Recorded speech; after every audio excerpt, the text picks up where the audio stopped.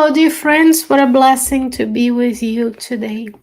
Here we are together with the blessings of God to study and reflect upon another chapter of the book Green Light by the Spirit Andrea Luiz through the mediumship of Francisco Candido Xavier. What a blessing to be here. It's always an honor and a pleasure. Please make sure to leave your comments and questions and to share these teachings with someone else. Maybe someone else out there is in need of the wise advice and instructions of André Luiz. And of course, we thank him and Chico Xavier for the work they've done to bring these teachings to you and I today. What a blessing. I hope you're doing well. Today's chapter is most important in today's day and age. It's talking about questions. This is a very interesting book where Andrea Luiz gives to you and I teachings for our daily lives. This is not theoretical at all. This is truly practical tips and tricks on how to go about our day. And today is about how to ask questions, what kind of questions to ask, and what kind of questions not to ask, how to go about that subject. And you may find yourself, such as I did, because the hosts at Kardec Radio are learning as much as you are. So when we read these and prepare studies for you, it's always a learning opportunity. So you might find yourself reflecting upon the teachings of today. Shall we? Give us some time for people to join and to say hi to everyone, whichever place in the world you are at, whatever time. So, Andrea Luiz says, quote, think about the questions you're about to ask beforehand. Remain silent every time that the question has not a reasonable or just objective, unquote, for now.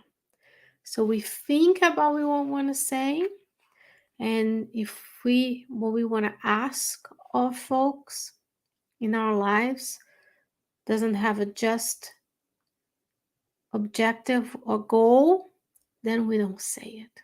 How many times we go about our day asking questions, probing into people's lives, as we're going to see, and we don't even think about it. It just comes out of habit, out of many lifetimes of questioning and asking questions. But today, we're going to be invited to plan ahead of time. It takes effort. It takes repetition. It takes a lot of mental energy to be mindful, to think, is this question useful to anyone out there, or it's just out of curiosity? And if it is, if there's no just objective or reasonable objective, we want to shut up, which is hard. A lot of times we talk because we are afraid of the silence, the uncomfortable silence that can be made, even within a few seconds of silence, right? Isn't that extraordinarily beautiful? He will continue, quote, a valuable gesture of kindness and understanding would be not to ask any question when receiving or visiting friends, unquote. So if we are going to someone's house or we are allowing someone to come to our home, he says we would be kind and understanding, not to just ask any questions, frivolous questions, just for the sake of asking. I'm going to make another point here. When we go into someone's home, we're entering their environment with the beings in both realms of life that live in our homes, in that home or their abode or whatever place you're going to, with the vibrational level that they are, with the activities that they do. So we have to be very careful where we go, most importantly, who we let into our homes, because the sacredness of the home environment can be maintained, but if we just have open doors, then we have to be extra careful with who are we bringing into our homes, and who those folks bring with them in the incarnate realm and in the discarnate realm. But when we go in, he says, be kind and understanding, just don't ask questions. He continues, quote, support those who share life with you without disturbing their hearts with unnecessary inquiries, unquote, for now. Again, those people who are with us, around us, are we unnecessarily asking them about their day, about their homes, about their possessions, about their business, about their goals? Or are we being more mindful and thinking ahead of time? If those questions, as he said in the first paragraph, are helpful, are useful, are kind, especially.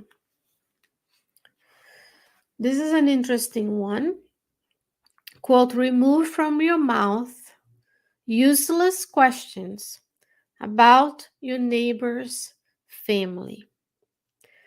Do not make inquiries about the private life of anyone, unquote. These two phrases are very, very important. How many times we question the neighbors' families, the co-workers' family, their life, and how many times are we making inquiries about the private life of others?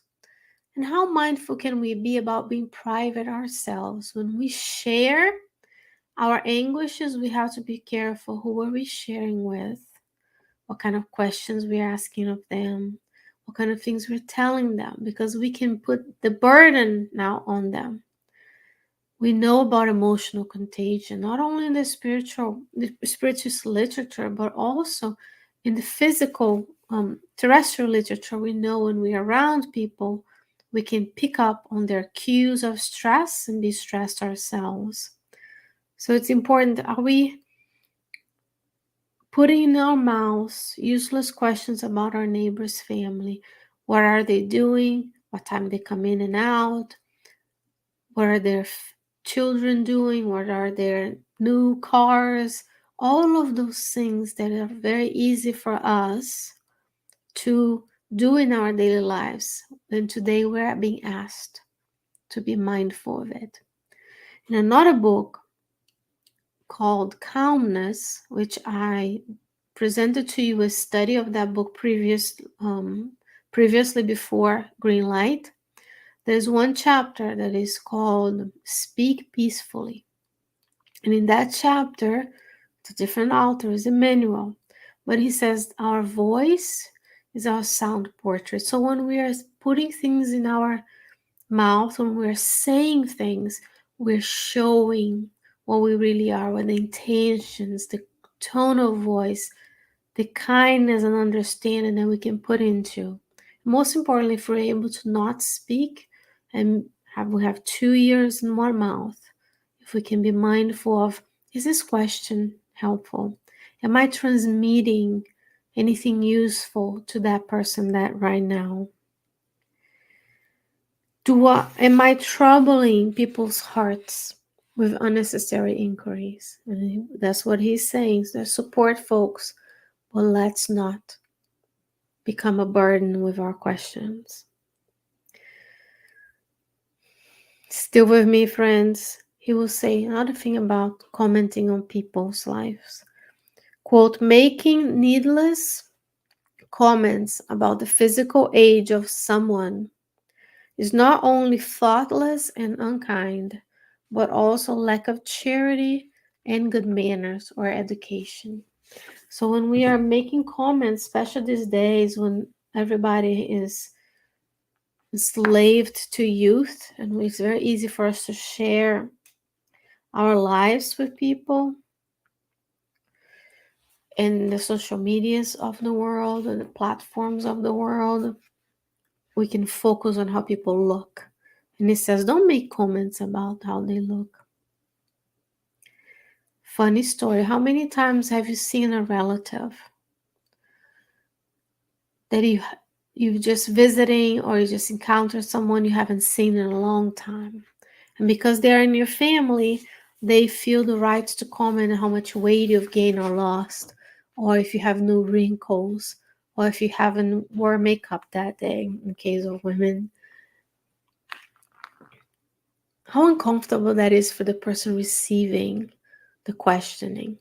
Because when we look at these books, the over 400 books, psychographed by Chico Xavier, the other couple of hundred by Divaldo, what we need to do is not only read this, but also ask ourselves, how can I not do this? Am I doing this in my daily life? This is what these books are for. They give us a roadmap. They give us practical tips and tricks, but we have to put ourselves in the shoes of others as well. Let's say if I'm the one receiving the questioning, someone start asking me questions that trouble my heart, or someone's coming to my home and interrogating me about everything, or if I'm there and I've changed because I've aged somehow, and someone's commenting on my physical appearance or the physical age, would I be comfortable? Would it be something kind to do? No, so we shouldn't do it to others. And these teachings are tough. It sounds simple, but we can dig deeper into the reasons why we do things. And then as we become more evolved, as we learn, and we are here to progress and to learn the many immortal qualities of the spirit, then we are more able to control our impulses, the impulse of speaking, the habits of just saying whatever comes to our mind, because that's not transparency or brave. That's actually being unkind at times. We have to convey, yes, what is true, but it can be done with kindness and understanding. He says, those who cultivate, quote, those who cultivate indiscretion, levity, empty curiosity, and malice are throwing away good opportunities for progress and improvement. True love helps without asking anything. Respect the needs and trials of others so that others will respect your trials and needs. What a beautiful teachings.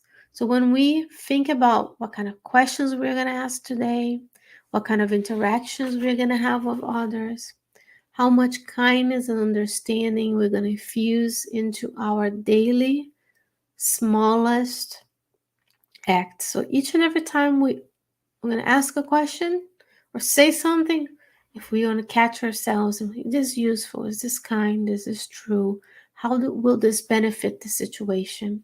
And then we are truly using the teachings of Spiritism to improve our lives.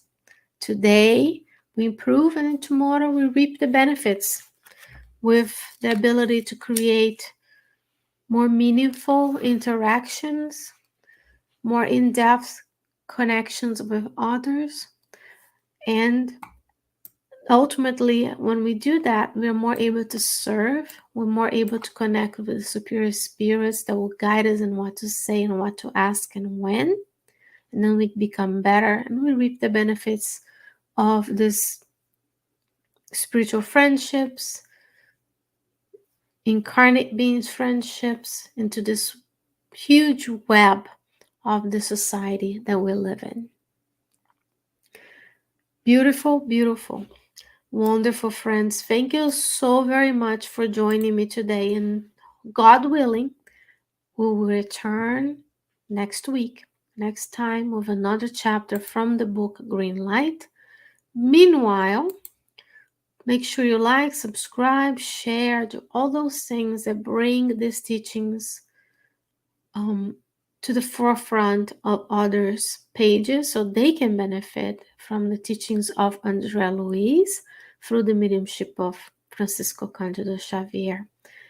I hope that you have a blessed day or blessed night, and I'll see you next time.